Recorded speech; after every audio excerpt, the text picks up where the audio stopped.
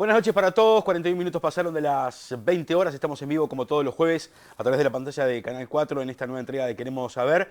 Una fría noche, por cierto, y hablando del frío, ya lo veíamos hace un ratito en la edición central del Primer Plano, el Instituto Uruguayo de Meteorología ha emitido un comunicado a la población que a partir de mañana y hasta el miércoles van a venir temperaturas extremas en cuanto a las mínimas, y las máximas también, que no van a ser demasiado altas. Vamos a tener mañanas muy frías, las tardes van a estar frescas y vamos a estar atravesando por días con situaciones bastante complejas desde el punto de vista de la temperatura. No obstante ello, Meteorología ha dejado en claro que por el momento no van a superar los umbrales como para decretar una ola de frío polar por el momento, pero hay que estar atentos a los informes meteorológicos. Esto evidentemente ha hecho que el Sistema Nacional de Emergencia y fundamentalmente el Ministerio de Desarrollo Social, a nivel de Montevideo fundamentalmente, pero también a nivel del interior, y no es la excepción aquí Paysandú, que haya reforzado el tema de la atención a las personas en situación de calle y eventualmente ante un anuncio de ola de frío polar, la apertura del servicio del refugio las 24 horas. Ustedes saben que el refugio es un servicio nocturno, pero que en caso de emitirse una alerta meteorológica por ola de frío polar, el refugio pasa a funcionar las 24 horas. Hace algunos programas atrás conversábamos con referentes de ACE en relación a la atención y el servicio que se presta desde ACE hacia los jóvenes.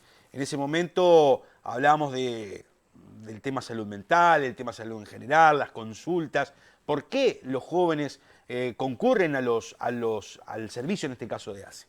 En la noche de hoy vamos a estar recibiendo, ya lo hacemos con mucho gusto, a la doctora Rosana Pesati, porque vamos a hablar también del servicio de salud para adolescentes, que en calle Setembrino, luego de una remoción, de una reestructura edilicia, tiene un espacio. Los jóvenes allí tienen un espacio para ser escuchados, para ser atendidos, y de eso vamos a hablar en estos primeros minutos del programa de hoy, y luego vamos a estar, ya les adelanto, recibiendo al director en representación de los trabajadores, director social del BPS, Ramón Ruiz, que va a estar con nosotros aquí en vivo. Rosana, buenas noches, gracias por acompañarnos, ¿cómo estás? Buenas noches, Martín, muchas gracias por la invitación, un gusto venir. Bueno, un servicio que, si bien no es nuevo, pero que de alguna forma, y me imagino que ante una realidad social que estamos viviendo, con distintas problemáticas que hoy por hoy afectan a nuestros jóvenes y adolescentes, Comepa ha reforzado a través de un trabajo en equipo, a tal punto que hoy, como decíamos en la introducción, hay un espacio físico allí en calle Setembrino, donde precisamente funciona este servicio. Exactamente, Martín. Luego de la reforma edilicia, digamos, se dejó un espacio físico, que es la segunda planta de la sede de Zona Oeste, que llamamos, ubicada en Setembrino Pereira 924, entre Leandro Gómez y 18. Ahí se dejó la segunda planta exclusivamente para atención de adolescentes. Consta de 2 o 3 consultorios, o sea, uno de ellos ginecológicos, una enfermería exclusiva para adolescentes, una sala de espera exclusiva para adolescentes y un salón multiuso también, donde podemos hacer talleres, actividades grupales. ¿Y qué tipo de actividades, de actividades, digamos, se realizan y cuáles son aquellos objetivos que tiene este servicio? Exacto. Mira, en sí el objetivo principal es el acompañamiento de las y los adolescentes en esta etapa tan particular de la vida, ¿no? Donde muchas veces decimos, bueno, lo que primero vemos son los problemas y los identificamos en general con problemas a los adolescentes, pero también está bueno acompañar desde el control en salud del adolescente, donde muchas veces podemos hablar de ciertas cosas donde nos anticipamos a los problemas, donde podemos detectar algunos riesgos antes de que el problema esté instalado de forma más grave, por así decirlo, y donde el control adolescente es una oportunidad que tenemos de diagnóstico y de acompañamiento también, para fortalecer vínculos con ese adolescente, para fortalecer su confianza en el equipo de salud, para poder fortalecer también sus aptitudes para la vida en general. Entonces son espacios donde tratamos de promover hábitos saludables, de hablar de cosas buenas también, lindas, como alentadoras, y no solamente de problemas. Pero por supuesto que aparte de eso atendemos también todos los problemas que el adolescente demande o su familia. Saben que ahí nos encuentran, saben que tenemos las especialidades que acompañan a todas estas consultas, como pueden ser, y la más demandada en general es la parte de salud mental. Tenemos una psiquiatra para adolescentes, psicólogos que trabajan con adolescentes, asistente social, licenciada en trabajo social, también acompaña. Bueno, por supuesto un equipo de enfermería que trata de formarse y estar bien como a tiro, digamos, con lo que es el vínculo con el adolescente. Para quienes somos padres, estamos acostumbrados a generalmente, periódicamente, de acuerdo a lo que establecen los pediatras y el carné del niño, digamos, en determinado plazo tener que llevar el control a nuestros gurises chicos. Exacto. Parece que después cuando los gurises van creciendo, uno a veces hasta se olvida de la importancia que tienen también los controles en la adolescencia. Los adolescentes, ¿cada cuánto? Los adolescentes es una vez al año, es el control, digamos, que indicamos. Entre los 12 y los 14, 2 veces al año.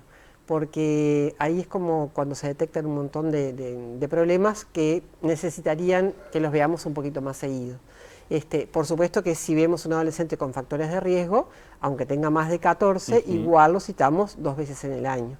Pero es eso más o menos, 1 a 2 veces en el año, es el control que se debería hacer. Pero estamos justamente nosotros en esa carrera de detectar precozmente los riesgos en un adolescente, para poder acompañarlo con más frecuencia. ¿Y eso se puede detectar en una consulta? Exacto, exacto. ¿O es necesario que los padres, o quizás también la iniciativa de los propios adolescentes, que vean que necesitan, que están teniendo algún problema, pueden concurrir a este servicio? Exacto. La idea de que el servicio sea amigable al adolescente es esa, es que el adolescente además puede consultar solo, sin acompañamiento del adulto. Eso nosotros siempre lo decimos, lo recalcamos, la mayoría de los padres, de las madres lo toman bien, hay algunos que no, y les parece que tienen que sí o sí entrar, les da como un poco de eso de miedo, de que el adolescente o pueda hablar de ciertas cosas, o que nosotros quizás les sugiéramos determinados temas que ellos no están de acuerdo, pero es realmente un derecho del adolescente poder entrar solo a la consulta. Muchas veces vemos que se abren mucho más sin estar frente a los padres, que con los padres presentes. Tenemos la consulta de enfermería que es previa, donde hace algunas preguntas para la historia clínica. También se largan mucho a hablar con las enfermeras, los adolescentes, eso nos pasa, lo vemos siempre. Y saben también de qué forma interrogar, preguntar, acompañar. Ellas van detectando ya algunos factores de riesgo y ya nos avisan cuando el adolescente va a entrar a la consulta en qué puntos tenemos que hacer énfasis también, porque así podemos extender un poquito más la consulta. La consulta lamentablemente, por normativa ministerial son 15 minutos, que no dan para nada con un adolescente, pero nosotros tenemos la consulta previa con enfermería, que son otros 15, entonces en total los vemos casi un tiempo de media hora, y ahí podemos en conjunto detectar mucho más cosas. Y me imagino que esa consulta, más allá de que el tiempo quizás es muy corto, pero es una puerta importante que se abre para después, si ustedes detectan, digamos, alguna problemática, y derivando al resto del equipo, ¿no? Exacto, esa es la idea, esa es la idea. Cuando vemos un adolescente que no vemos riesgos, digamos, bueno, pueden volver dentro de un año. Pero cuando vemos que hay algún riesgo, ya ahí le sugerimos un control en 3 meses, en 4 meses, depende de lo que sea.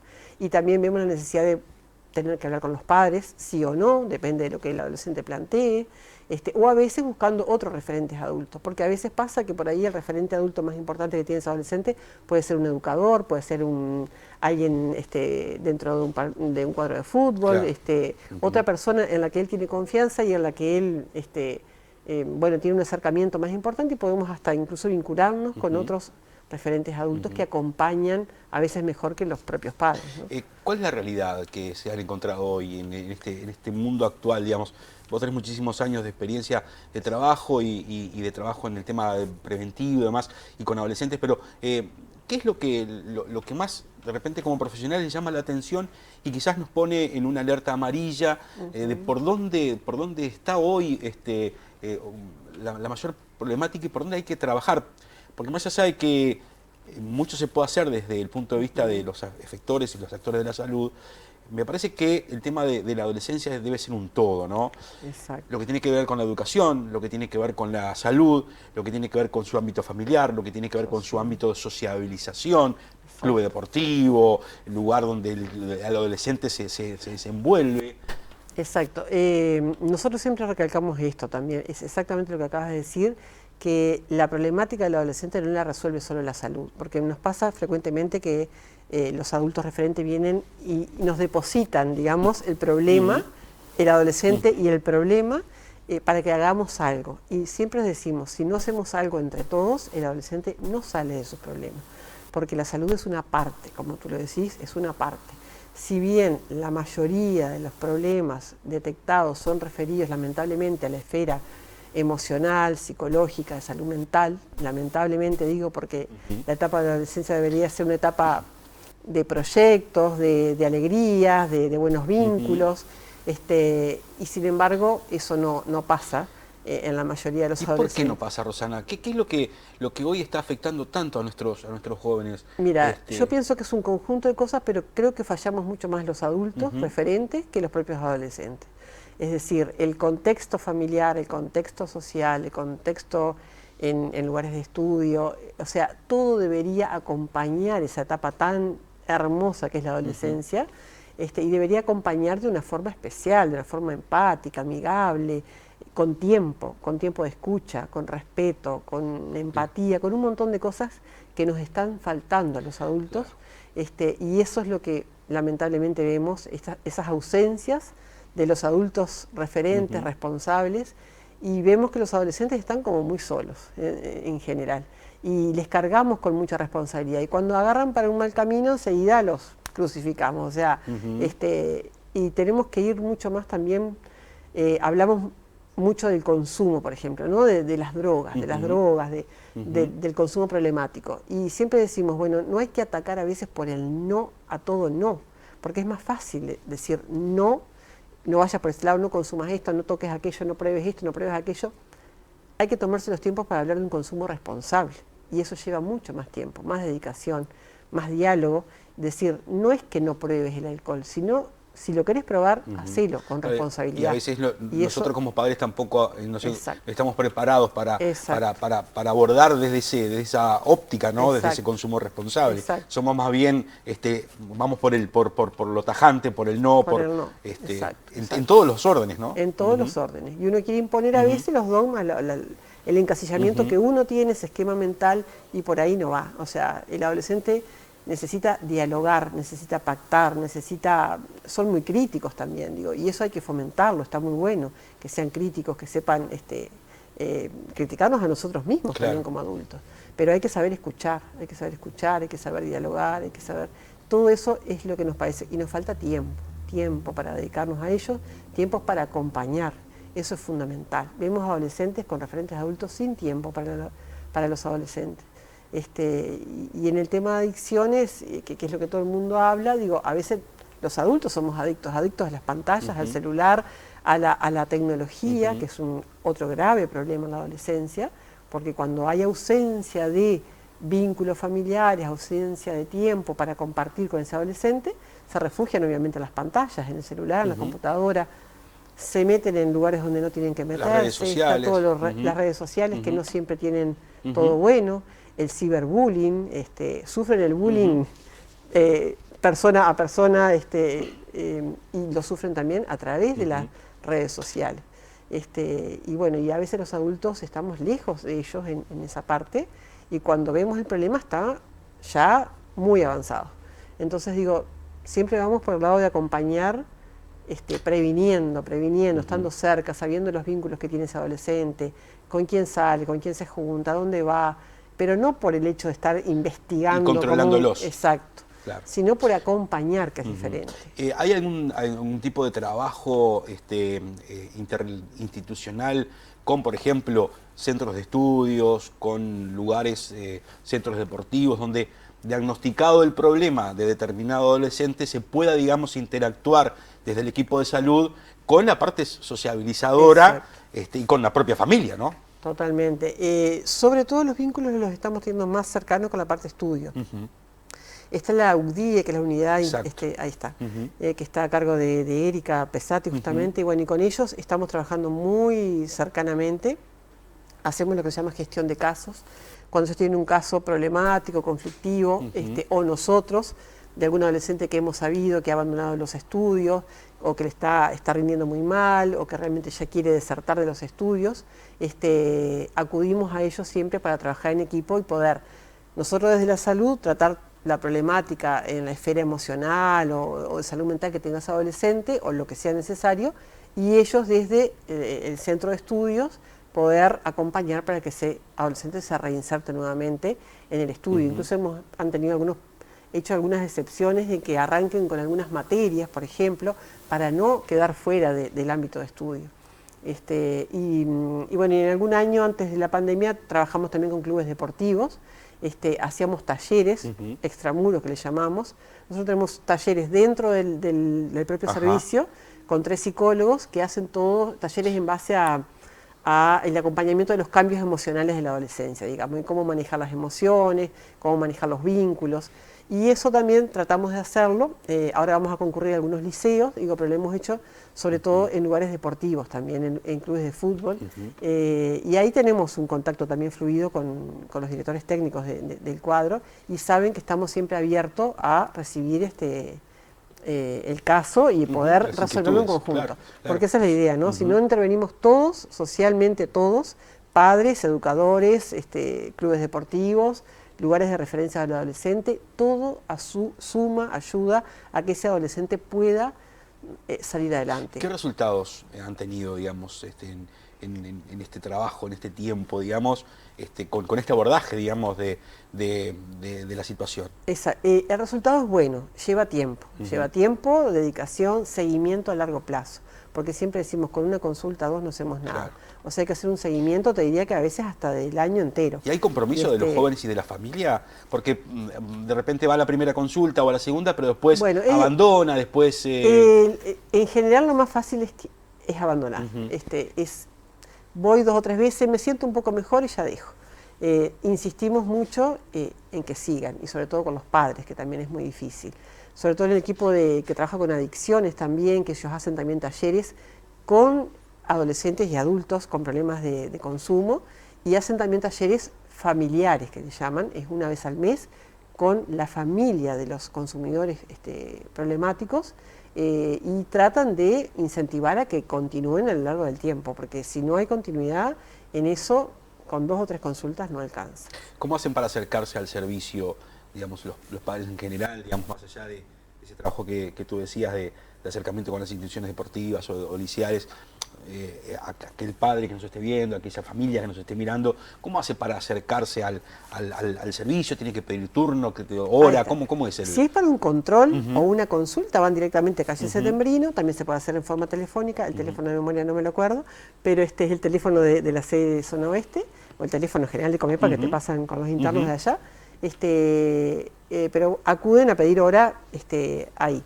E incluso nosotros tenemos el servicio de talleres o de psicoterapia adolescente, no requiere pase.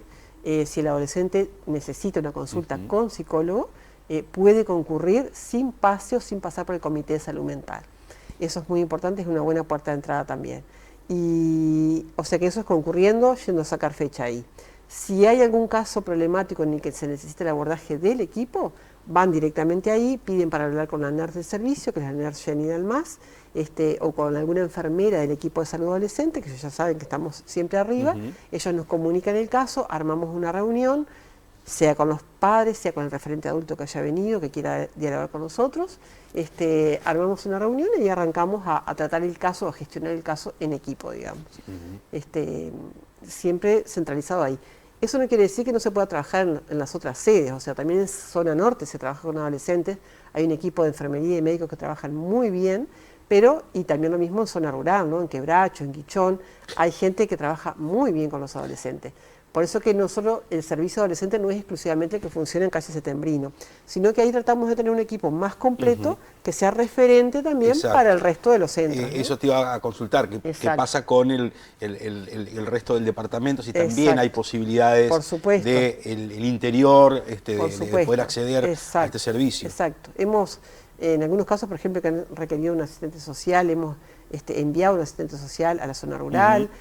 Si lo que necesitan del equipo, digamos, a veces es muy difícil que el equipo se pueda trasladar entero, pero sí le damos una fecha, facilitamos la fecha para ese adolescente o para esa familia que puedan concurrir y ser abordado en forma más grupal, en forma de equipo, digamos, ¿no? Vamos a reiterar quiénes... Y también apoyamos a los técnicos que están trabajando, ¿no? Porque si nos llama un médico, una enfermera de Quebracho, de Guichón, de alguna zona rural y nos solicitan ayuda en tal o cual tema, tratamos de justamente apoyarlas y transmitir nuestros conocimientos, o hacer el vínculo, ya sea con el equipo de adicciones, el equipo de violencia, lo que necesite. Tenemos también un grupo de seguimiento a las embarazadas adolescentes, que también lo hacemos con enfermería, médico, psiquiatra y psicóloga. Y eso ha resultado muy bueno realmente, y vemos que hemos disminuido. Yo llevo las estadísticas, más o menos en el 2018 teníamos un 7,5% de embarazo adolescente dentro de Comepa y hoy estamos en un 3,5% de embarazo adolescente. Es muy importante el acompañamiento de esa adolescente que se embaraza por primera vez en un embarazo no intencional, poder hacer un acompañamiento para que viva esa etapa, ya que decide tener a su bebé, que la viva de la forma mejor posible, que se sienta acompañada, que sepa sus derechos, que sepa qué ayudas puede recibir para criar a ese bebé, y también que sepa que cuando termine y culmine ese embarazo, también tenemos un equipo de salud sexual y reproductiva que la va a aconsejar de qué manera evitar un segundo embarazo adolescente. Eso es muy importante. No te iba a consultar, vamos a reiterar un poco cómo está integrado el equipo entonces. Ahí está, el equipo central, digamos, que está en Calle Setembrino, consta de médicos de medicina general, médicos de medicina familiar y comunitaria, pediatras, enfermeras, licenciadas en enfermería, psiquiatras, psicólogos, licenciada en trabajo social, que es lo que llamamos asistente social, y creo que no me estoy olvidando, pero no puedo olvidar a alguien más, pero digo, eso sería el equipo completo. Y después tenemos, lo que te digo, en zona norte funcionan médicos también, enfermería.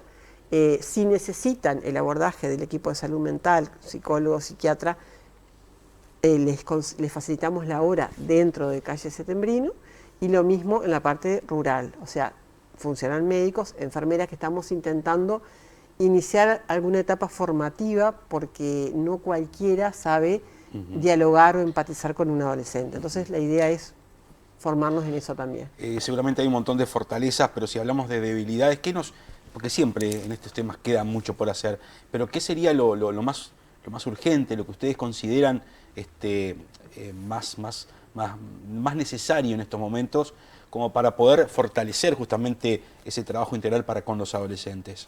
Nosotros lo que creo que más necesitamos es el compromiso de los adultos referentes, porque es lo que te decía, nosotros podemos tener media hora, una hora de consulta con un adolescente, fortalecerlo, darle ideas, ayudarlo a que piense, razone, reflexione, busque soluciones en conjunto con nosotros, pero si se vuelve a un hogar o a un lugar donde el adolescente nadie lo acompaña en eso que le está proyectando, en eso que le está queriendo cambiar y mejorar, no logramos muchas veces nada. O sea, son muy pocos los adolescentes realmente resilientes que saben salir adelante a pesar de cualquier adversidad de la vida. Esos son muy fuertes y son muy pocos.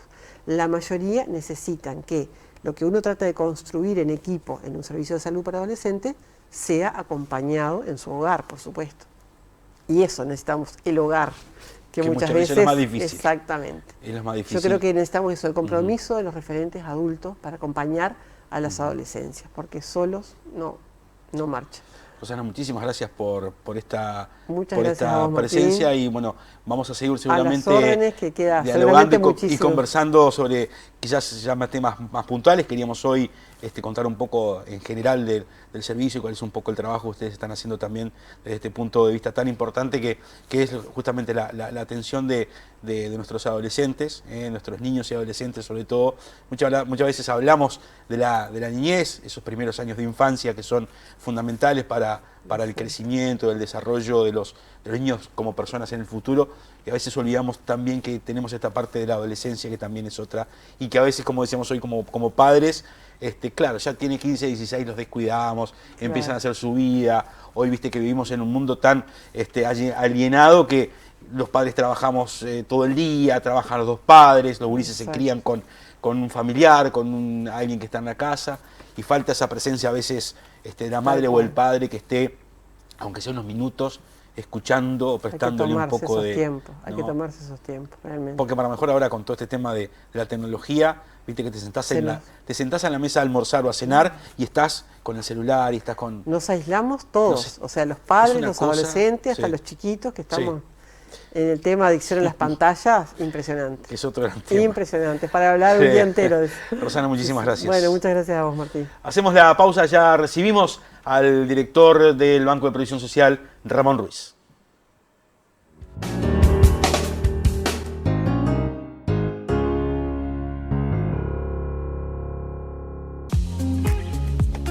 Estudio Contable Andrea Botech. Asesoramiento empresarial, asesoramiento contable laboral e impositivo. Con amplia experiencia y trayectoria en presentación de proyectos de inversión ante el COMAP. Realizamos liquidación de impuestos, presentación de declaraciones juradas ante DGI, balances contables, financieros, liquidación de sueldos, constitución y administración de empresas en diferentes actividades. Tenemos un gran compromiso con su empresa. Estudio Contable Andrea Botech, Charrúa 1152, teléfono 099 968 382. El Gran Outlet sigue pensando en sus clientes. Te ofrecemos la mejor opción para cambiar tu living. Tomamos tu viejo juego como forma de pago y el saldo lo financias como tú quieras. Ingresá a nuestra página de subasta www.elgranoutlet.com.uy o comunicate por nuestro WhatsApp al 4723-9887. Vení al Gran Outlet del Mueble. Un paseo para tu compra. Te va a encantar. Te la hacemos bien fácil. Para el papá que te enseñó a andar en bicicleta. Para el que te hizo dormir leyendo un cuentito. Para el que te enseñó a manejar. Para el que la gasta en la Play.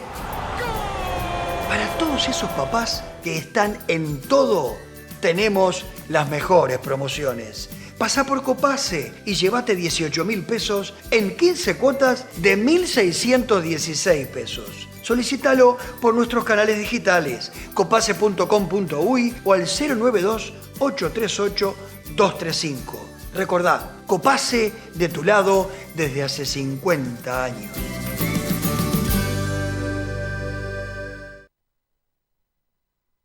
Comepa, generando mayores beneficios para sus afiliados, presenta la ampliación de Zona Oeste y la transformación de una sede céntrica que amplía su oferta.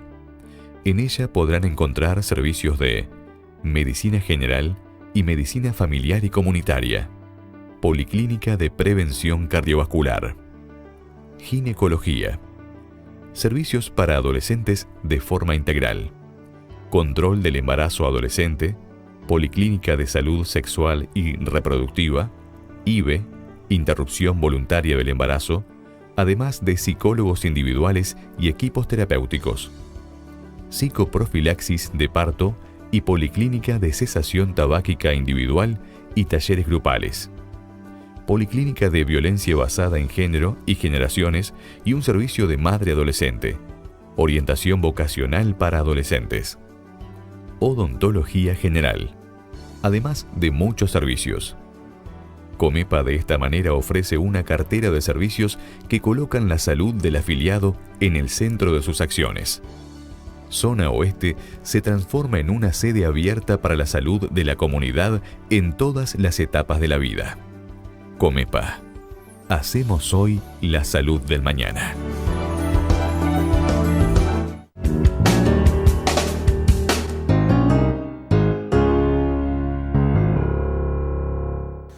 Bien, 10 minutos pasaron de las 21 horas. Como todos los jueves les recomendamos, si de asesoramiento jurídico se trata, el escritorio del doctor Pedro Dávila Collazo, estudio jurídico del doctor Pedro Dávila Collazo, temas de familia, asignación familiar, selección de personal y reclutamiento, tenemos un máster en dirección y gestión de recursos humanos, accidentes de tránsito, temas de derecho laboral, derecho penal y civil. Estudio jurídico del doctor Pedro Dávila Collazo, asesoramiento integral, 20 años de servicio avalan nuestra labor profesional. Estamos en Montecaseros 908, el teléfono es el 099-72-1040, 098-599-935, reitero, 099-721-040, 098-599-935. Con mucho gusto lo vamos a atender. Le mandamos un saludo a Pedro, que tenía que estar hoy, pero bueno, se tomó allí tenía unos días libres en estas vacaciones. Va a estar el próximo jueves con nosotros, como siempre, hablando de temas interesantes desde el punto de vista jurídico, introduciendo y explicando varios temas de actualidad. Así que le mandamos un saludo grande a Pedro Dávila. Bueno, y es un gusto, como lo habíamos anunciado, tener en la jornada de hoy al director social del Banco de Previsión Social en representación de los trabajadores, el sanducero Ramón Ruiz, que bueno, a pesar de todo, vamos a ver si podemos llevar lo mejor posible, porque anda afectado de la voz. Buenas noches, Ramón, gracias por acompañarnos. Buenas noches, un gusto estar en contacto con toda la gente acá en Paysandú. Creo que este problema lo tenemos varios uruguayos en este momento, pero no queríamos perder la oportunidad de estar en el programa como lo habíamos pactado. Y bueno, aparte me imagino que vienen de una gira por distintos lugares, que también, ¿no? Eso afecta un poco la salud. Bueno, hoy en la mañana estuvimos en la ciudad de Yun, manteniendo contactos con medios de prensa. Ahí con varios colegas tuyos estuvimos informando sobre el impacto y la implementación de lo que es la reforma de la seguridad social. Una reforma que entra en vigencia ¿cuándo, Ramón? Bueno, tiene vigencia a partir del 1 de diciembre de este año, o sea, a los 6 meses de promulgada, pero algunos aspectos se empiezan a aplicar antes. ¿Como por ejemplo? Y bueno, tenemos un colectivo muy importante de personas mayores de 60 años que tienen que venir al BPS en un plazo de 2 años a partir del 1 de junio para acreditar los años que tienen anterior al año 96. O sea, todos los trabajos que una persona desarrolló antes del 1 de abril del año 96 tienen que ser acreditados en la historia laboral. Comúnmente, cuando una persona consulta su historia laboral anterior al 96, no hay registros. No quiere decir que el BPS no los tenga. Puede ser que el BPS tenga esos registros y bueno, y cuando la persona declara esas actividades, el BPS le dice no hay problema porque acá tenemos esa información. Lo que ocurre es que todavía no se digitalizó, todavía esa información no se ingresó a la historia laboral en forma informática. Pero puede ocurrir que el BPS no tenga esa información y que le requiera a la persona una prueba testimonial a través de personas que conocieron su actividad o que estuvieron, digamos, trabajando con él. En ese sentido, creo que se abre una etapa para estas personas mayores de 60 años para que acrediten esos años en un plazo, repito, de 2. Y ese plazo ya está corriendo. Por lo tanto, es muy importante que estas personas concurran al BPS, que soliciten ser atendidos por el BPS para regularizar su historia laboral. ¿Por qué se pone el plazo ese de 2 años? Lo que pasa es que luego van a venir otros trabajadores que también van a estar en edad de jubilarse y que van a tener que hacer exactamente lo mismo que estas personas que están ya por lo general a los 60 años, con la ley anterior, ya tienen seguramente posibilidades de jubilarse. Entonces, el BPS está priorizando a esas personas. Seguramente si alguien menor de 60 años va hoy a hacer ese trámite, le van a decir que le van a dar una hora, pero no va a tener prioridad esa persona. Entre otras cosas, porque yo creo que el BPS no estaba preparado para implementar esta reforma en estos tiempos. Basta decir de que hoy tenemos un 10% menos de personal. De funcionarios, claro. De funcionarios. Son aproximadamente 400 funcionarios menos. Antes de aprobada la reforma, ya había trámites muy atrasados. Cuando una persona venía a solicitar para hacer un trámite, tenemos una demora muy importante, pensiones por invalidez con demoras muy importantes, expedientes que hace mucho que no se resuelven. Tenemos aproximadamente 7.000 expedientes de solicitudes por invalidez que no están resueltos. ¿Y eso por falta del personal? Digo, creo que es un cúmulo Ajá. de cosas, ¿no? O sea, primero que hay mucha demanda, o sea, hay mucha gente que está solicitando una prestación y tenemos poco personal. La gente, después de la pandemia, hubo durante la pandemia, yo diría, por las razones que todos conocemos, no hubo el mismo funcionamiento, no solamente en el BPS, sino también en la sociedad. Y bueno, eso, luego de superada esa etapa, ha habido muchas solicitudes, ya había atrasos, y bueno, y con menos personal no se puede hacer magia. Entonces, hoy el BPS tendría que atender a todos por igual, a todas las personas que vienen a declarar, digamos, los años, pero sin embargo, como no puede atender a todas las personas, está priorizando a las personas mayores de 60 años.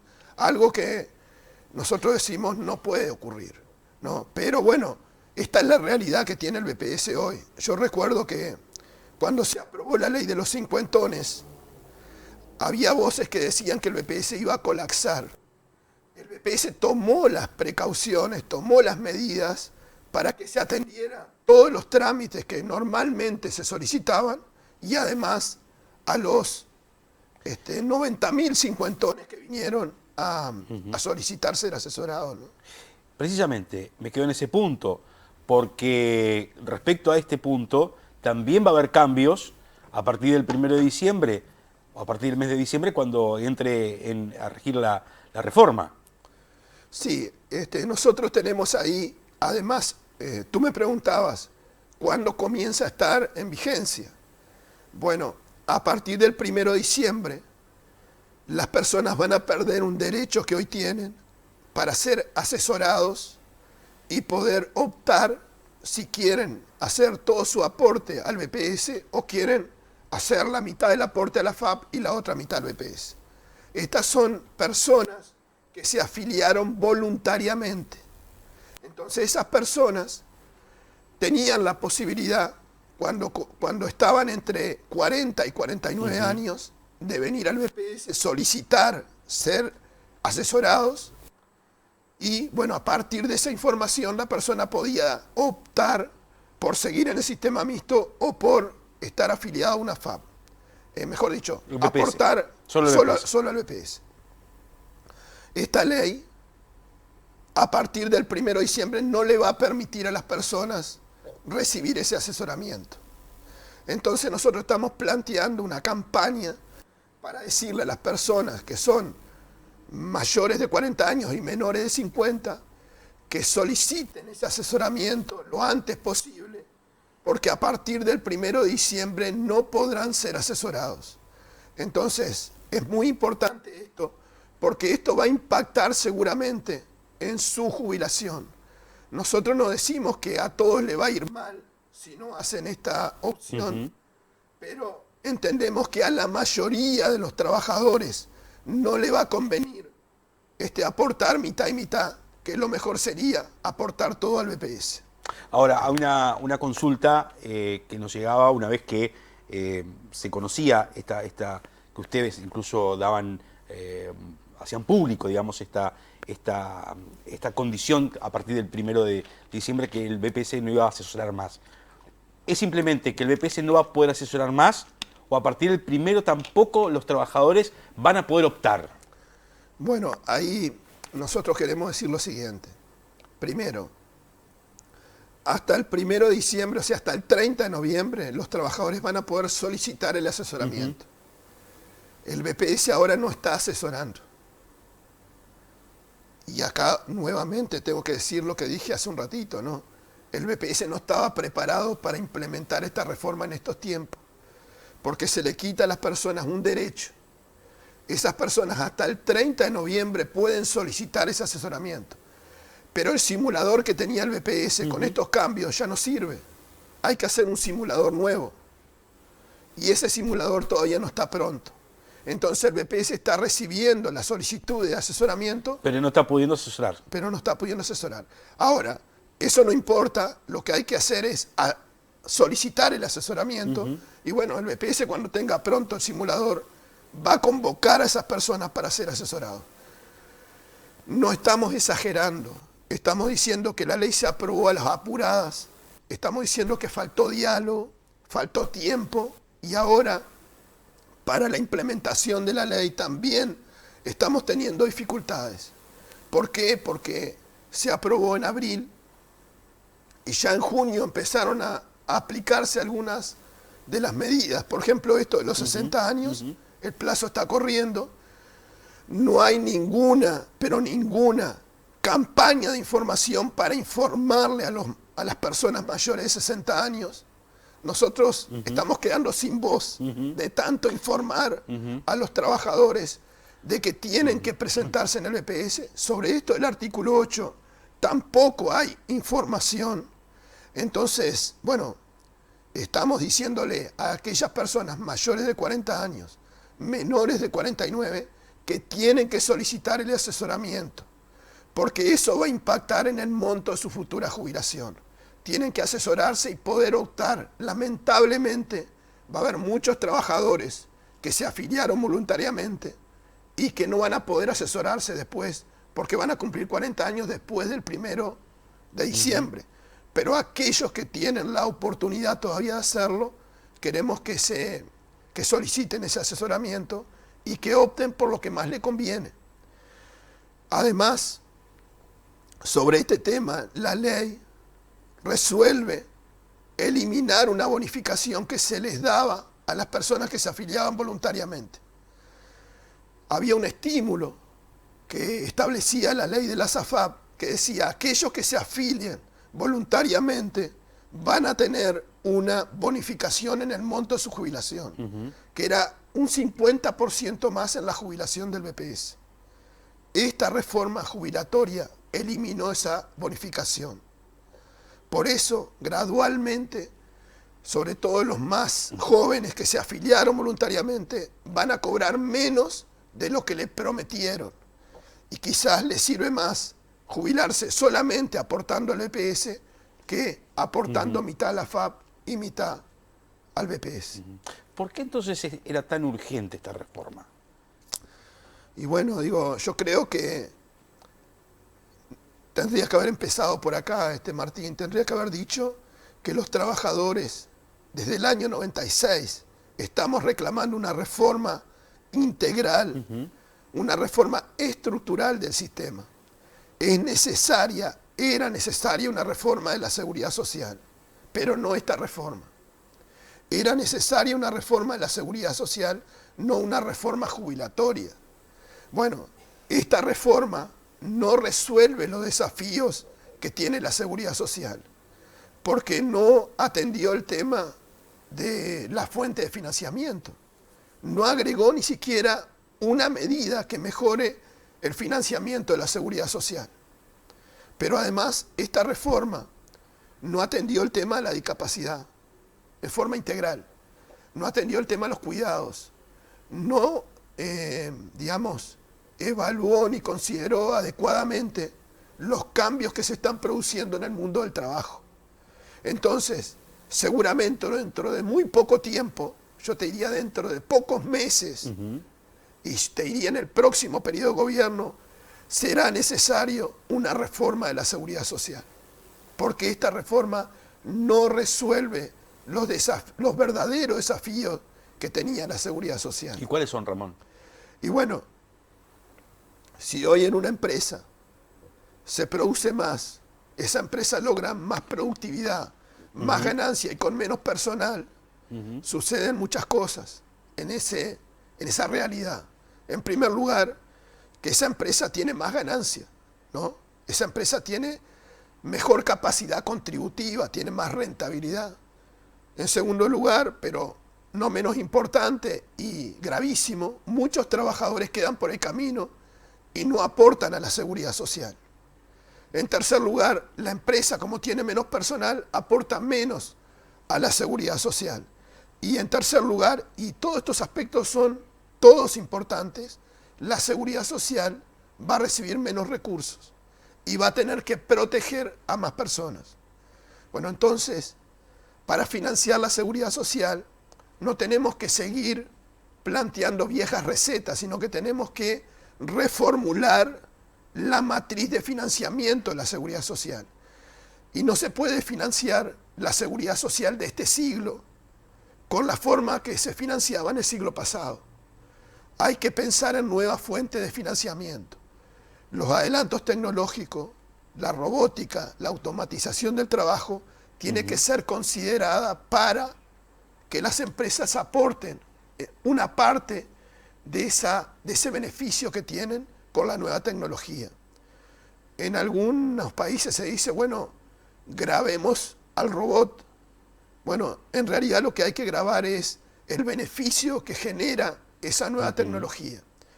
Algunos expertos en temas tributarios han planteado que además de que exista un aporte obrero patronal, debería existir un aporte de acuerdo a la facturación de la empresa. Esto necesita más transparencia, necesita mucho más información, pero hay empresas muy chicas que tienen una alta facturación y hay empresas muy grandes que de repente el aporte obrero patronal sigue siendo una referencia importante porque la facturación no cambia la ecuación. Pero tenemos empresas, por ejemplo, que tienen pocos trabajadores dependientes y que facturan muchos millones de dólares. Hay una empresa de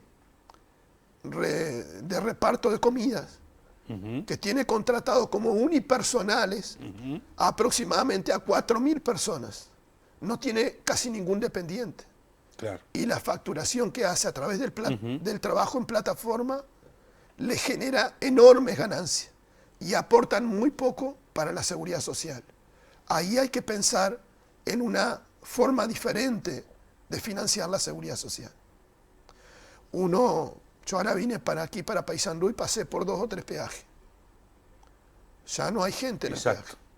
Hay un chip que tiene el vehículo, la barra se levanta y pasa. Pero la empresa concesionaria de ese servicio sigue ganando. Sigue facturando. Y sin funcionarios. Y aportando menos la seguridad social. Y la seguridad social va a tener que proteger a esos trabajadores. Claro.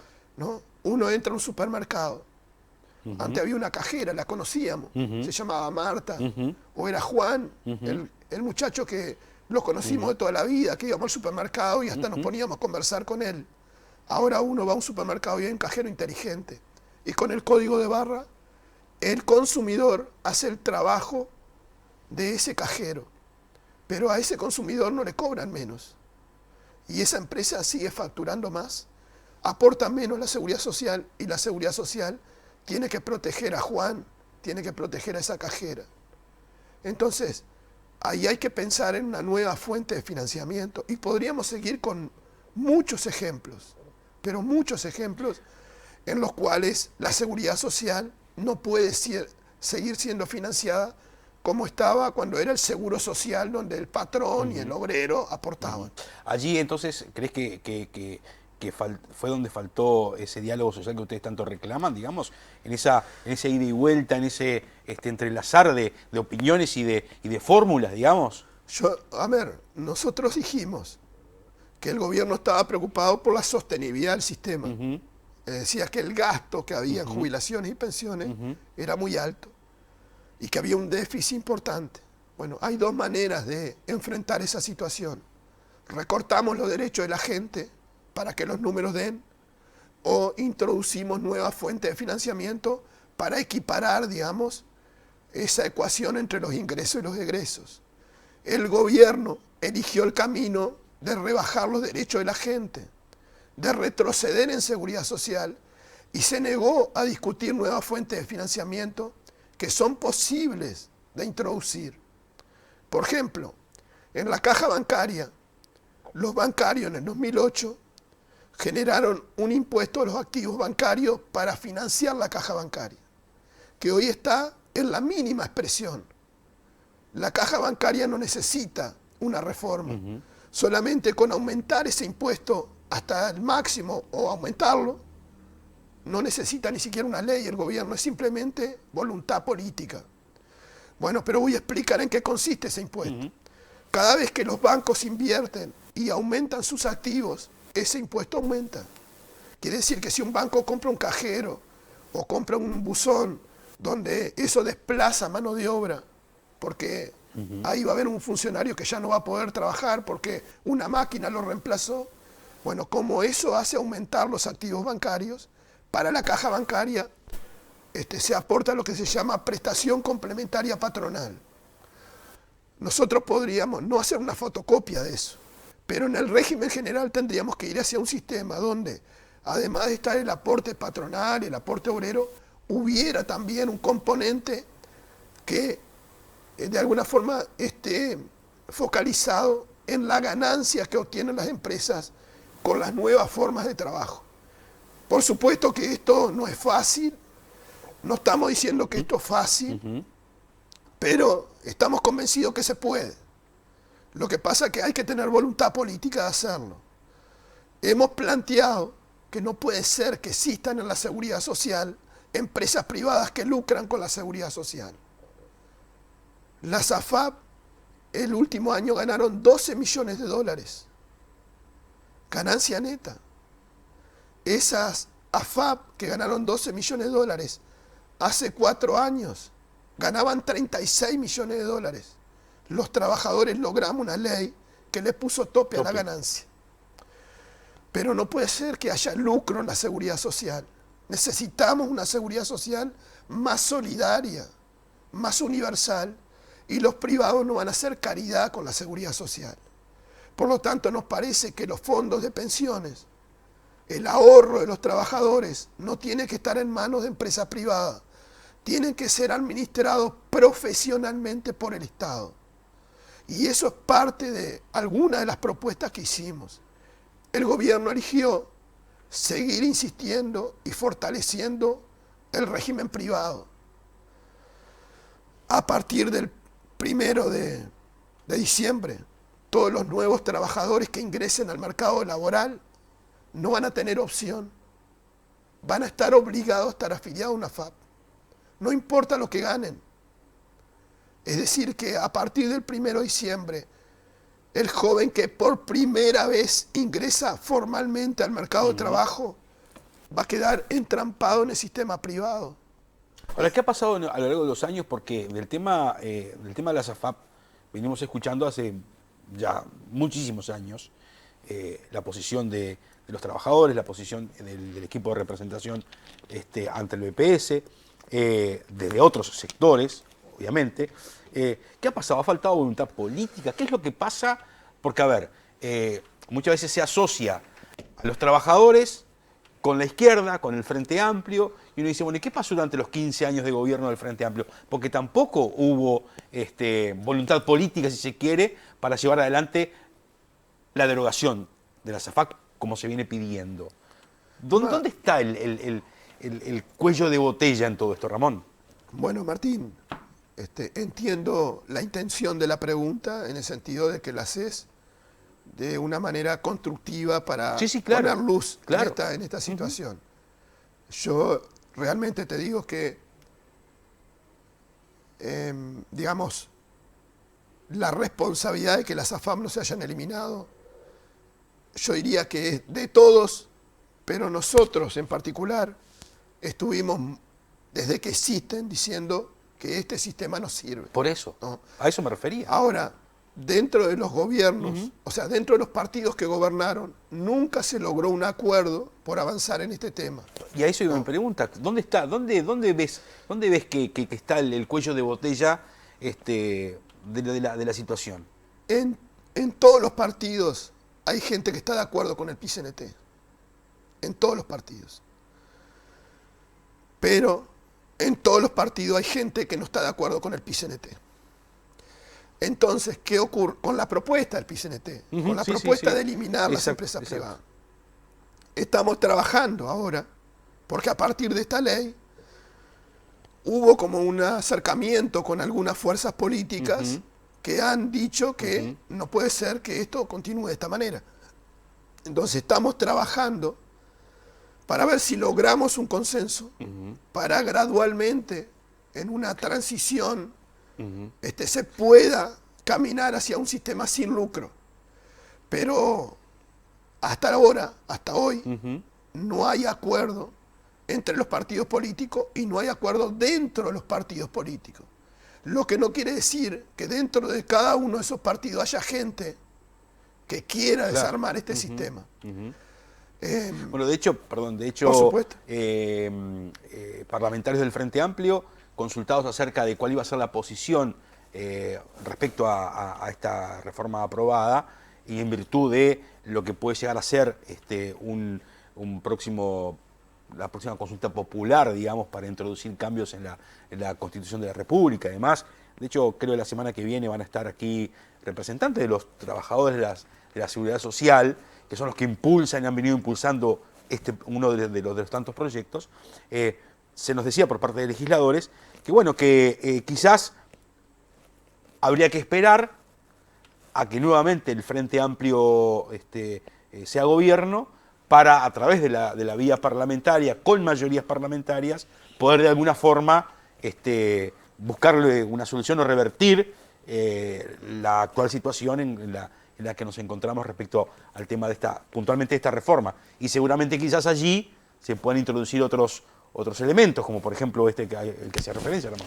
Sí, yo te agradezco ese comentario y esa pregunta sobre el futuro, porque creo que es muy importante hablar del futuro. Nosotros, cuando estuvimos enfrentando este proyecto, dijimos que faltó información, faltó diálogo, faltó tiempo. Hoy está aprobado y falta información y hay un profundo desconocimiento sobre el contenido de esta ley. Cuando estuvimos enfrentando el proyecto, dijimos que si se aprobaba esa reforma no descartábamos ninguna medida, no descartábamos ninguno de los caminos que la democracia nos permite. Eso abarca un abanico muy importante de caminos. Hay varias alternativas para poder cambiar lo que aprobó este gobierno. Una de ellas puede ser que esta ley se cambie con otra ley o con otras leyes. Y ahí estaríamos hablando de conformar otra mayoría que sea crítica a este modelo que se quiso instalar a partir de un modelo más general, que es un modelo de desigualdad, ¿no? Porque esto está inmerso en un proyecto de país, no es solamente la seguridad social. Esto cierra con otras propuestas que el gobierno viene haciendo de achique y de ahorro con los que más necesitan. Ahora, si hay una otra mayoría que entiende que por la vía legislativa se puede cambiar esto, debería convocar a un diálogo para escuchar a todas las partes. Lo que no hubo ahora. Debería haber tiempo para conversar y ponernos de acuerdo. Lo que no hubo ahora. Y lo que no hubo tampoco, Ramón, disculpá, en los gobiernos anteriores. Porque yo recuerdo que en más de una oportunidad el reclamo que hacían ustedes, que estaba sobre la mesa, era el diálogo social. Y el diálogo social. Y por ahí había algunos atisbos, algunas tímidas reuniones y contactos y demás, pero nunca se llegó a nada. Yo creo, a ver, te decía varios caminos, después voy a eso, no me olvido de esta última reflexión que hacías. Varios caminos. Una ley se puede cambiar con otra ley o se puede cambiar con varias leyes que tengan un hilo conductor para transformar la realidad en la seguridad social. También puede haber otros caminos. Por ejemplo, en el movimiento sindical se están discutiendo la posibilidad de hacer un plebiscito, de hacer una consulta popular, y que esa consulta puede apuntar a dejar, digamos, en suspenso los efectos jurídicos de esta reforma, o sea, que la ley no se aplique a partir de esa consulta. Y hay otra propuesta que plantea atacar algunos puntos de este sistema de seguridad social, pero no en contra de la ley. O sea, la ley quedaría vigente, pero se plantea eliminar la SAFAP, de que la edad sea 60 años y establecer una jubilación mínima. En estas dos propuestas que se está hablando, yo he insistido mucho con mis compañeros y compañeras fraternalmente de que tenemos que utilizar un método para poder llegar a la mejor solución. Porque antes de resolver si vamos a un plebiscito o no vamos a un plebiscito, yo quiero saber qué dice la papeleta. Con el mayor de los respetos a todos los sindicatos, a todas las organizaciones que están discutiendo democráticamente desde hace más de 2 meses qué camino vamos a tomar, yo estoy insistiendo de que antes de aprobar, digamos, la forma, hay que discutir el contenido. Entonces, me parece que deberíamos conocer, antes de decir vamos a un plebiscito, qué es lo que vamos a plebiscitar. Yo hasta ahora no tengo claro, todavía no vi una redacción de ninguna de las dos opciones. Yo sé que los compañeros están trabajando, se están asesorando, y el próximo mes va a haber una mesa representativa donde se va a resolver este tema. Nosotros hemos estado, la representación de los trabajadores quiere eliminar las empresas privadas que lucran con la seguridad social. Las queremos eliminar. No hay ninguna duda de eso. Pero también queremos avanzar en seguridad social. Eso quiere decir, y quizás arriesgo un poco más en mi posición, que tengo que ser muy cuidadoso porque este tema no está laudado todavía. Te digo que las reformas en seguridad social es muy difícil hacerlas en un solo acto. Tienen que ser graduales y tienen que ser con diálogo social. Yo la verdad que me parece que deberíamos pensar muy bien cuál va a ser el camino que vamos a tomar. Si va a ser por la vía legislativa, pero no con la promesa de que tengo que ganar para hacer algo, sino que voy a hacer esto si gano. A ver, a buen entendedor, pocas palabras. Yo no quiero que se diga, bueno, si gano las elecciones, yo voy a hacer esto. No, creo que ese no sería el mejor camino. Tendría que haber un compromiso de qué cosas se van a hacer en seguridad social si gano las elecciones. O sea, tenemos que pensar si vamos por la vía legislativa o vamos por la vía de, digamos, un pronunciamiento por el voto directo de la gente. En ese sentido, creo que hay cosas para evaluar, cosas para pensar. Una de ellas tiene que ver con preguntarnos por qué no pudimos frenar esta reforma. ¿Qué fue lo que pasó? ¿Por qué no le logramos llegar a la gente? Hay que hacer una evaluación de eso, en medio, porque creo que esa evaluación ayuda a definir el camino. Por otro lado, tenemos que pensar cuáles son las situaciones que se generan con otra y otra situación. Los elementos más duros de esta reforma van a estar produciéndose en el mediano y largo plazo. Quiere decir que hay oportunidades por la vía legislativa. En el caso de que nosotros apostemos a un plebiscito hasta octubre del año que viene, la reforma se aplica. Y va a haber gente que se va a jubilar con este régimen jubilatorio. Y a partir de esa consulta, si se logra dejar en suspenso la ley o eliminar la ley, a partir de ahí queda vigente la ley anterior. Entonces se produce otra situación. Y a partir de ahí hay que legislar para cambiar la ley que nosotros criticábamos. Entonces, todas estas cosas hay que analizarlas con mucho respeto a las distintas posiciones, porque son válidas. Todas las posiciones son válidas. Todas las posiciones se hacen porque cada compañero que propone algo lo hace convencido de que eso es lo mejor. Bueno, pero creo que la discusión, el intercambio, seguramente va a culminar con el mejor de los caminos. Porque en definitiva lo que tenemos que pensar es en la gente, en la seguridad social y en el país. Y creo que va por ahí. Tú me hacías una reflexión que te dije, te la contesto, después ahora me olvidé. Pero nosotros estamos convencidos de que se puede, que otra reforma es posible, pero tiene que ser con diálogo. Tiene que ser con diálogo. En el periodo anterior, y en el anterior, y en el anterior, y en el anterior, y ya vamos a cumplir casi 40 años de democracia. En todos los periodos de gobierno hubo dificultades para avanzar en seguridad social. En todos los periodos. Pero nobleza obliga. En el 2008 hubo un diálogo de seguridad social donde hubo avances muy importantes. Lo que pasa es que esos avances fueron a favor de la gente. Esta, después del año 96, esta es la primera reforma que va a recortar derechos. En el año 2008, la reforma que se hizo pasó desapercibido porque en lugar de perjudicar, se favoreció a miles de uruguayos. En el BPS se jubilaban 13.000 personas por año. A partir del 2008 se jubilan 30.000 personas por año. ¿Por qué? Porque se flexibilizaron las condiciones para poder jubilarse. Hubo una reforma muy importante con diálogo social en el 2008.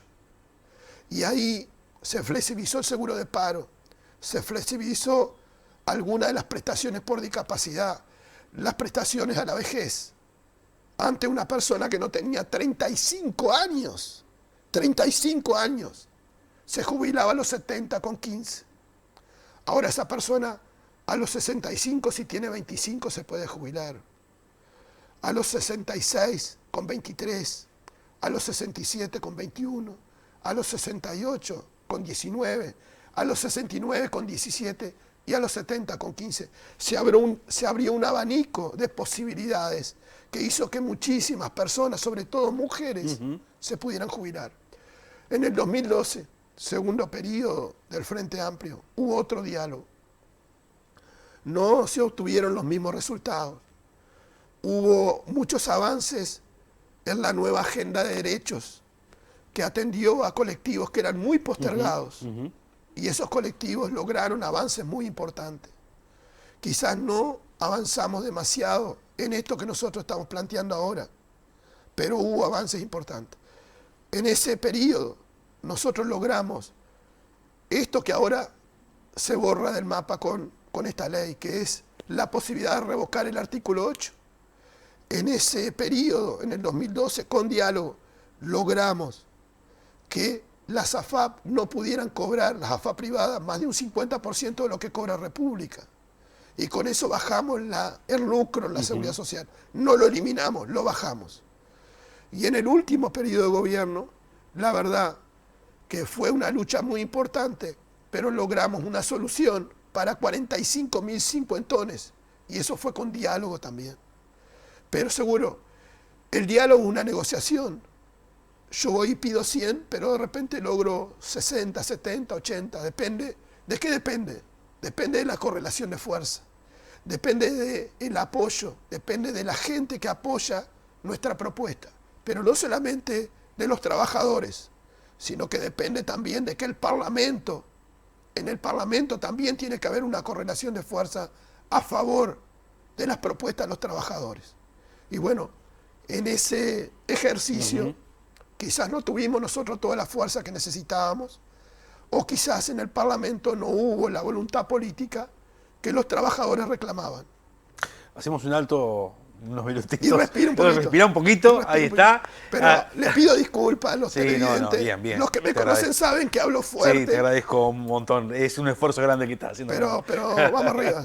Estamos llevándola bien. Hacemos una brevísima pausa y ya venimos para el final. Dale.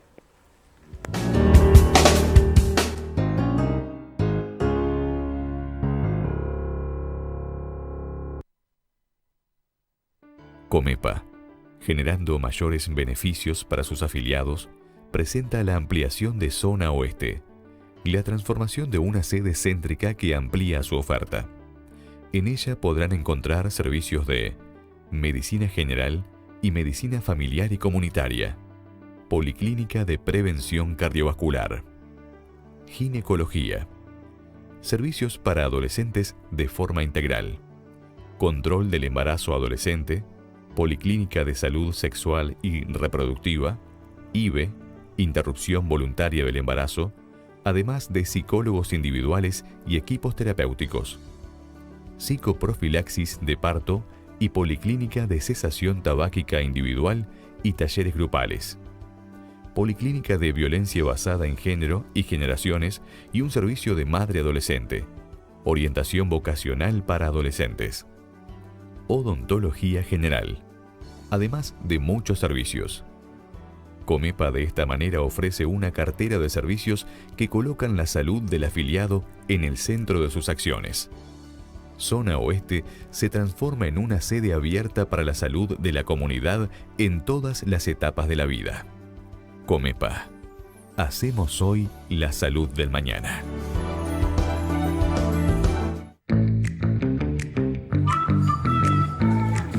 ¿Cómo anda la barra? Tengo algo para contarle. No, pela, otra vez con los mismos cuentos. No, en serio, muchachos, me voy de vacaciones. Al fin, vas a renovar los cuentos. Sí, sí. Solicita la nueva promo de Copase y hace que estas vacaciones sean inolvidables. Pasá por Copase y llévate 40.000 pesos en 24 cuotas de 2.653 pesos. Y disfrutá de las vacaciones que te mereces. Copase, de tu lado desde hace 50 años. El Gran Outlet sigue pensando en sus clientes. Te ofrecemos la mejor opción para cambiar tu living. Tomamos tu viejo juego como forma de pago y el saldo lo financias como tú quieras. Ingresa a nuestra página de subasta www.elgranoutlet.com.uy o comunicate por nuestro WhatsApp al 4723-9887. Vení al Gran Outlet del Mueble. Un paseo para tu compra. Te va a encantar. Te la hacemos bien fácil. Estudio contable Andrea Botech. Asesoramiento empresarial. Asesoramiento contable laboral e impositivo. Con amplia experiencia y trayectoria en presentación de proyectos de inversión ante el COMAP. Realizamos liquidación de impuestos, presentación de declaraciones juradas ante DGI, balances contables, financieros, liquidación de sueldos, constitución y administración de empresas en diferentes actividades. Tenemos un gran compromiso con su empresa.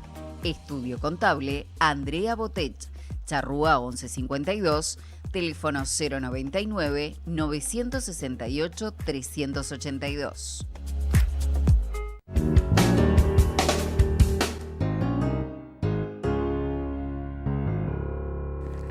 Bueno, en tiempos donde la salud, como hablamos hoy con la doctora temprano, es fundamental estar bien asesorado en materia de nutrición. Y para eso le recomendamos a la nutricionista Laura Stengruber con planes de alimentación personalizados, ayuno intermitente, nutrición funcional y detox. Estamos en Medicenter, Colón 1186. Comuníquese al 091-820-244. Consulta presencial, pero también online, que esto es importante, fundamentalmente a los planes de detox y lo que tiene que ver con nutrición funcional. Bueno, son planes que se pueden hacer bien fácil a través de online, más allá de la presencialidad. Reitero, suele 091-820-244. Atendemos en Medicenter, Colón 1186. No dude en comunicarse con la nutricionista Laura Stengruber. Planes de alimentación son personalizados. Bueno, últimos minutitos. Esperemos que las cuerdas vocales le den a Ramón. El tema de la seguridad social es un mundo, ¿no? Y cuando hablamos de seguridad social, a veces ponemos el foco en el tema jubilación, en el tema, ¿no?, determinadas prestaciones, pero digamos que es es un mundo de cosas, ¿no? Y por eso que a veces cuando se habla de reforma de la seguridad social, uno no puede llegar a imaginarse todo lo que hay que pensar, lo que hay que hablar, lo que hay que dialogar, lo que hay que intercambiar para hacer una verdadera reforma de la seguridad social y sobre todo para estos tiempos que corren, ¿no? Bueno, mira, nosotros decimos desde la revolución industrial, esto ha sido una construcción, digamos. Claro. No, porque desde las primeras fábricas, ahí se empezó a pensar en la seguridad social. Primero en el seguro social para proteger a los trabajadores y luego se fue perfeccionando el sistema, atendiendo a la familia, al trabajador. Bueno, primero era atender el retiro, pero después hubo que atender los problemas que se originaban durante la actividad del trabajador. Y esa construcción, Uruguay ha sido uno de los pioneros en eso. Uruguay tiene uno de los mejores sistemas de seguridad social de América Latina. O sea, no está, Uruguay no es que esté en el peor lugar de la seguridad social. Y nosotros queremos seguir siendo una referencia en seguridad social. Por ejemplo, mañana, cerca del mediodía, voy a ir a Bella Unión. Se le va a entregar vivienda a jubilados. La seguridad social tiene que ver con las soluciones habitacionales para los adultos mayores de bajos ingresos. Son adultos mayores que tienen pocas posibilidades o ninguna posibilidad de tener una vivienda.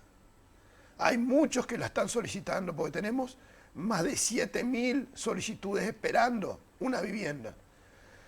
Lamentablemente, en este periodo de gobierno se ha detenido, digamos, la construcción de viviendas. Tiene que ver con todo lo que hablamos recién.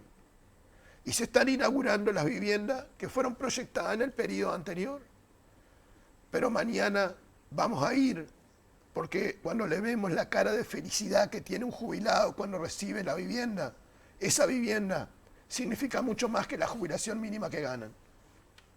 Porque ¿cuánto le sale a ese jubilado un alquiler? Entonces, eso tiene que ver con la seguridad social.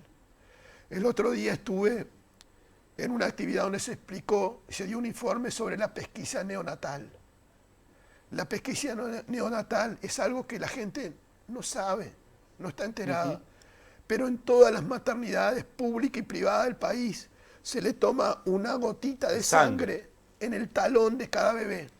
El Correo Nacional lleva esa muestra hasta el laboratorio del BPS y el BPS detecta hasta 20 enfermedades que diagnosticadas y tratadas a tiempo le pueden cambiar la calidad de vida a ese niño y a esa familia. Eso es seguridad social. Hace pocos días el compañero Carlos Clavijo, porque yo no estaba ausente, asistió a la presentación de los avances que hay sobre el baremo único. Porque hoy cada institución pública tiene su baremo. Y cada vez que una persona va a solicitar una prestación al BPS, tiene que cumplir con el baremo. Vamos a aclarar lo que es el baremo. El baremo es la forma en la que se mide las dolencias, las enfermedades, la discapacidad. Perfecto. Para otorgar una prestación en el BPS. En el BPS, para tener derecho a una pensión por invalidez, tenés que tener un 66% de baremo. Y para tener una jubilación definitiva también. Entonces, fue el compañero ahí porque se hizo una presentación de cómo va marchando esa instrumentación de tener un baremo único, porque si esa persona que tiene una pensión en el BPS va a pedir el pase libre a una empresa de transporte o que la intendencia le dé ese pase libre, tiene que demostrar nuevamente que tiene una discapacidad.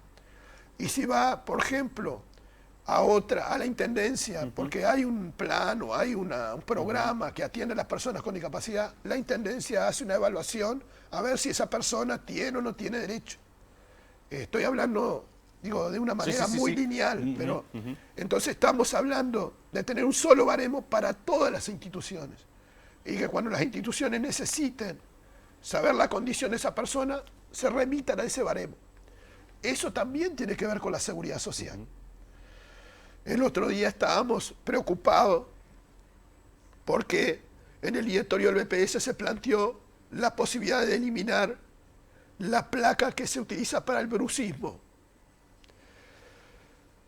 Después empezamos a investigar y asesorarnos con especialistas y un 60% de la población tiene ese problema, pero muchos no lo saben.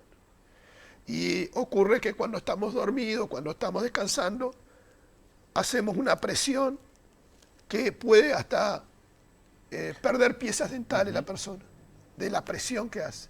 Pero además empieza a tener como una contractura con dolores que pueden terminar con una calidad de vida muy complicada para esa persona porque no descansa bien y porque empieza a tener otros problemas. Se puede tratar de muchas formas. La más sencilla es tener la placa del bruxismo. Una persona me dijo que le salió 7.000 pesos esa placa. ¿No? Pero además tiene que ser a la medida de la persona.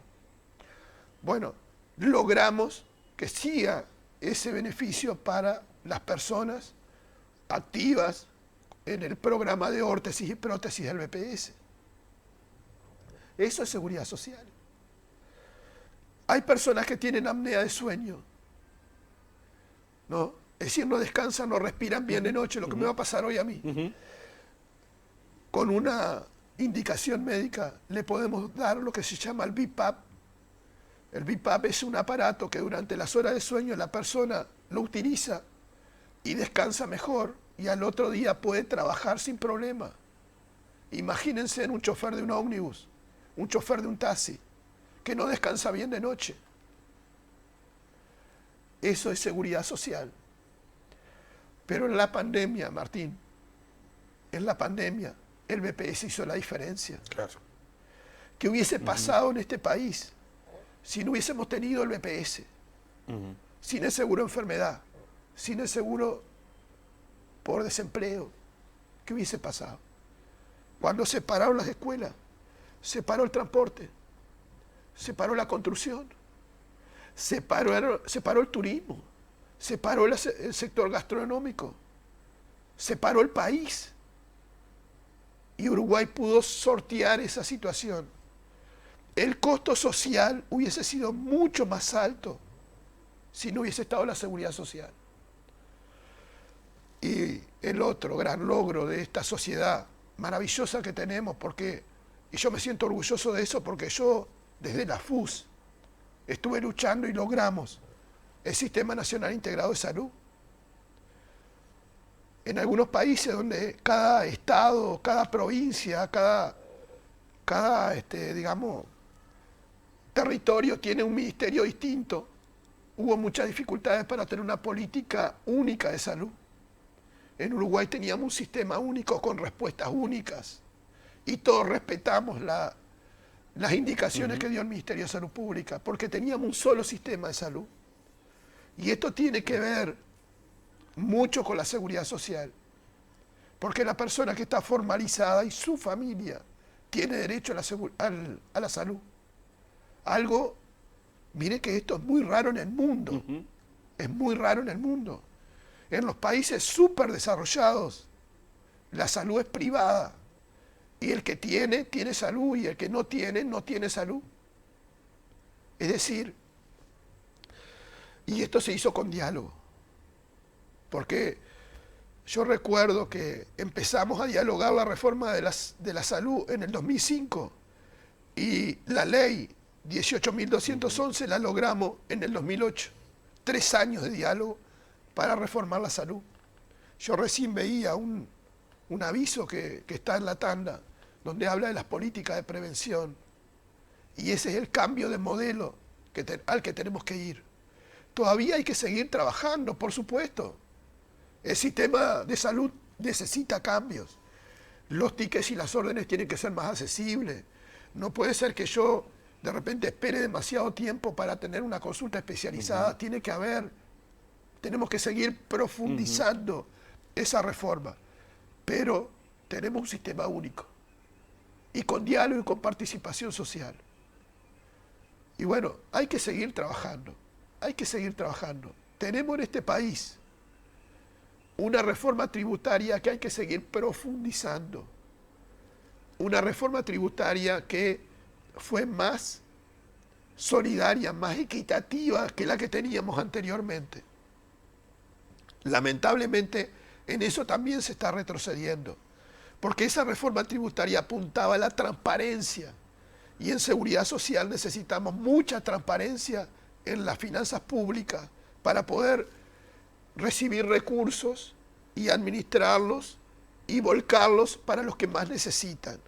Entonces, reforma de la seguridad social, reforma tributaria y reforma de la salud son 3 temas importantísimos en el presente, pero también para el futuro del país.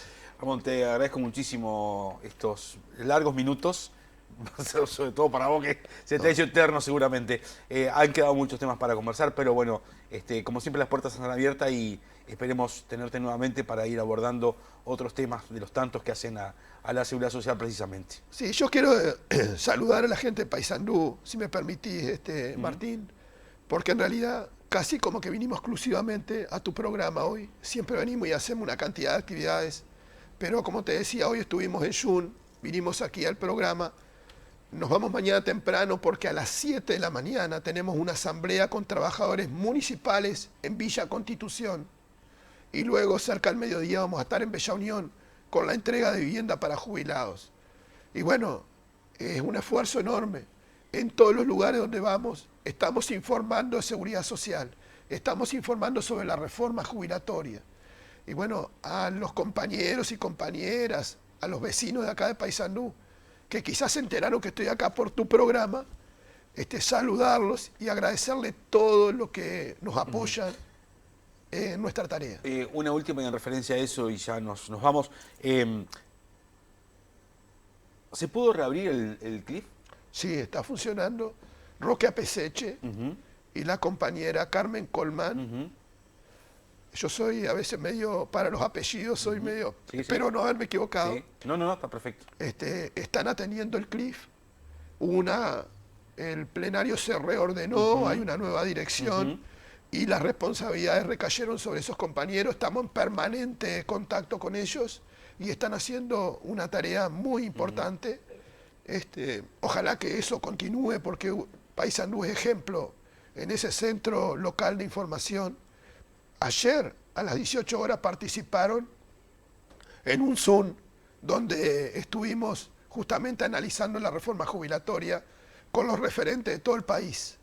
Así que un saludo para Roque, para Carmen, para Carlos Penón y para toda la gente linda que hace mucho tiempo viene trabajando por seguridad social.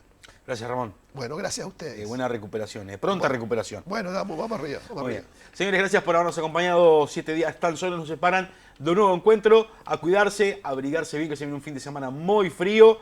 Nos encontramos el próximo jueves, como siempre, 20:30. Gracias.